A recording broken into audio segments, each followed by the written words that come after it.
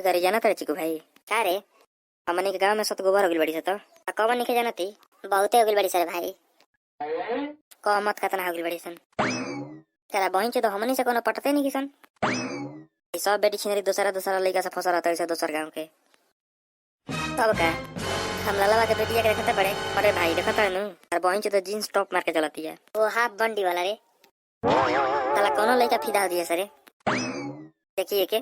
बहिन के तो गांव का लेकन के डाटे तड़ी से दूसरा के बाटा तड़ी से रे होते बड़े अब सब लइके स्टार हो गइल बड़ी सरे भाई हमनी गांव के तेरा बहिन के तो सुनी लेवा के भइले शादी नु देखा तड़ा सुनो करा के तेरा बहिन के तो 6 गो पैदा कर देलक जान जो बताओ साला के कौनो के बहिन छिनारा कपड़ा बने से ना पहनावेला हां तो लान मेहरा नु खूब हो गई 7 गो घर रोज खेला करवाते हो यही से अब के करा बहिन के देखे थोड़ा सा बहिन छिनारा को करा के छिनारा सिस्टम के धुआं उड़ा देले लेते कहते बड़े आवे लेकिन कुछ करे अरे मैं करा बहिन चोद तना माल आवतरी सता ना आले देखा नहीं हम कि माल के खजाने में आगल बनी हम करा बहिन चोद खूब एकरा बहिन चोद घूमतड़ी जान जी है एगो बात जाना तड़ा सा ने का ची बोल लाड़ पपुआ माल पटा ले लेबा हां तो बहिन छिनारा रंग बाजे नु लाड़ दिन भर अब माल के फेरा में तो पटी न रे अनि के देखते बड़ा का करतनी जा के लोड लेके बैठा बन जाके कैसे बचाई गांव के खूब सत गोबर बनल जातड़ी सन हां भाई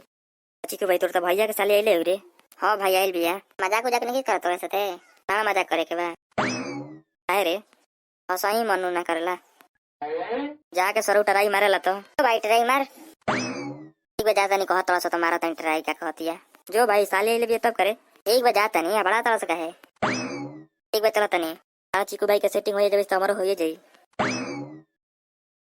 का साली जी देखी हमरो दर्शन सुन कराई चाची के बतानो कहे के पड़ी ए साली हमरो के चटावा उठला ली फिर हम अपने खाए लगम दूध के छाली फिर हमारा से मरवावे लगी आठाली तब खूब मजा आइए साली हमारा ये सब मन ना करेला काहे ला सब दुनिया यही पे चलता तू कहतड़ू ना एक बार आवा भरपूर मजा उठाव खूब मरबू मजा कबू ना कबू की मिलल हमारा सजा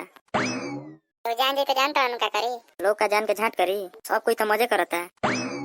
तू हम काहे सजा करत नहीं जा और दोस्त नहीं सन अरे सन सब लगा करेली सन अतना से कोड़वा लेली चौता तू हम अभी एको से नहीं कोड़वेले तू का झांट में तत रहू हम सब फेरे में ना रहिला काहे हमरा ई सब मने ना करेला एक बार कोड़वा के देखत तो मजा बार बार मांगबू फिर ना कहबू कि मजा ना चाहिए हमारा ई मजा मारे खाती कुछ तू कर देबू तू मजा एक बेर लेके देखत अब के दुनिया के शहर ये है ठीक है बा लाड़ दुनिया में आइल बड़ तमाजा ना कके जेबू त का करबू सजा कके पतिया त ठीक है बा आई बड़ा दुनिया में तमाजा न कके जाए के बा त